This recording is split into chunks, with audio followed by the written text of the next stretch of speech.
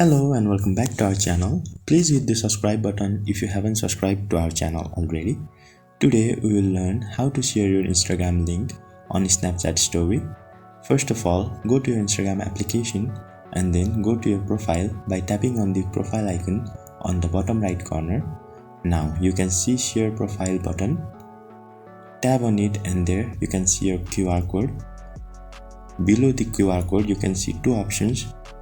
They are share profile and then copy link.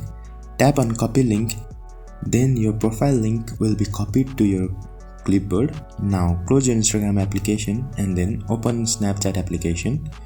Click a snap and you can see a link icon on the right side. Tap on it and there you can see your clipboard. If you don't see the clipboard option, you can paste your URL on the field and it will open the link. There on the bottom you can see attach to snap. There you can see attach to snap button. Tap on it and then the link has been attached to your snap.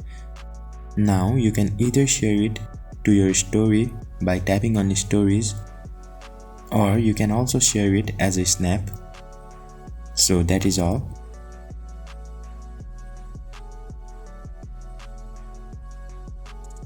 Thank you for watching the video till the end, and if you face any problems, let us know on the comment section below.